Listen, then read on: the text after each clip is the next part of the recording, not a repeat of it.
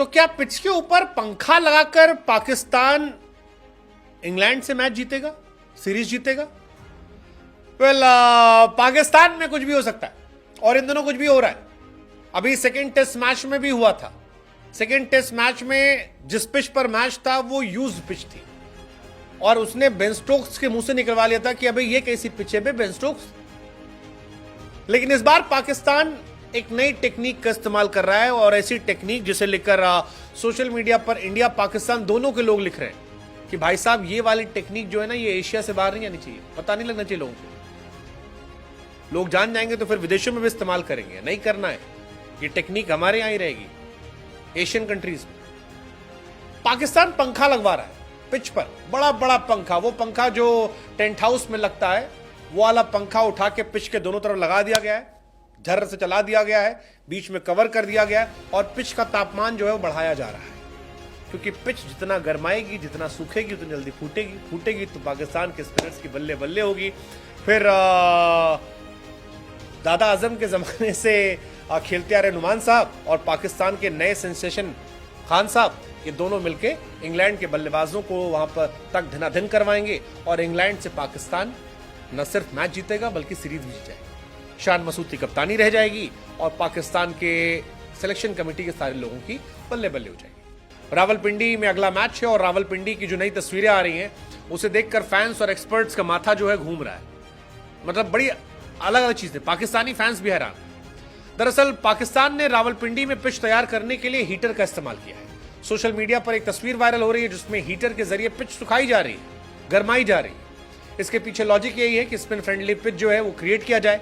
अब पहले दिन अगर आपको छठे दिन का फ्लेवर देना है, पहले दिन पिच पर आपको पांचवें छठवें दिन का फ्लेवर देना है तो उसके लिए आपको कुछ अलग करना पड़ेगा और इसीलिए पाकिस्तान ने वो जो बड़े बड़े तंबुओं में पंखे लगते हैं वो वाले पंखे उठा लिए, हीटर उठा लिया और पहले पिच को सुखाया जा रहा है, सुखाने के बाद उसे गरमाया जा रहा है और कोशिश की जा रही है कितना गरमा दिया जाए कि जैसे मैच शुरू हो वैसे पिच फूटना शुरू हो जाए और फूटे तो स्पिनर्स की बल्ले बल्ले हो जाए। ये कहानी निकल कर आ रही है। 2 लार्ज फैन मंगाए गए हैं, 6 गैस पावर हीटर मंगाए गए हैं, 2 जाइंट विंड ब्रेक मंगाए गए हैं।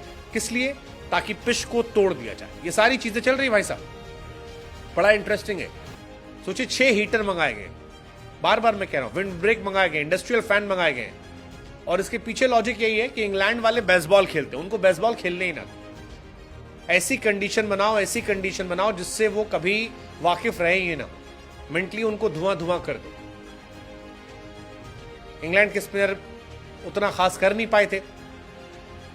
अब हीटर से तैयार हो रही पिच बड़ी इंटरेस्टिंग है। हीटर वाली पिच, बड़े बड़े पंखे, हीटर का इस्तेमाल करना। रावलपिंडी की उस पे 6 पैटियो हीटर लगाए गए ताकि पिच जो है इतनी गर्मा जाए, नरमी दूर हो जाए, स्पिनर्स को पहले दिन से मदद मिले। अब ऐसे हीटर जो होते हैं आमतौर पर शादी पार्टियों में इनका इस्तेमाल किया जाता है, लेकिन पाकिस्तान में इसका इस्तेमाल हो रहा है जबरदस्त तरीके से और ये एक्सपेक्ट किया जा रहा है कि जब मैच होंगे तो सारी कहानी पलट जाएगी। स्पिन फ्रेंडली पिच जो है वो दिखाई पड़ेगी और ये माना जा रहा है कि पहले दिन से ही बल्लेबाज को परेशानी शुरू होगी।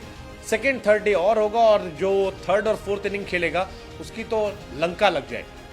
इसका इंप्रेशन क्या होगा? लेकिन इसमें टॉस भी बड़ा इंपॉर्टेंट रहने वाला है, क्योंकि जो टॉस जीतेगा वो कोशिश करेगा बैटिंग कर लो, पहले बैटिंग कर लो, क्योंकि भाई साहब 4th दिन इस पिच पर खेलना हालत खराब करने वाला है। आमतौर पर जो ये पिच है रावलपिंडी की, ये बिल्कुल सपाट मानी आती है, बल्लेबाजों के लिए जन्नत। रावलपिंडी की सड़क कहते हैं लोग कि रावलपिंडी की सड़क पे मैच हो रहा है।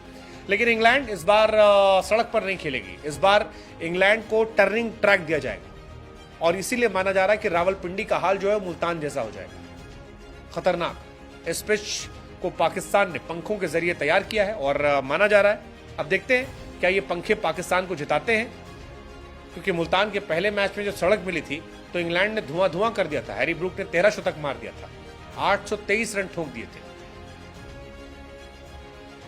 समझिए बहुत बड़ा स्कोर था वो। अब कहानी अलग है, इस बार देखना है क्या होता है। लेट्स सी, देखते हैं।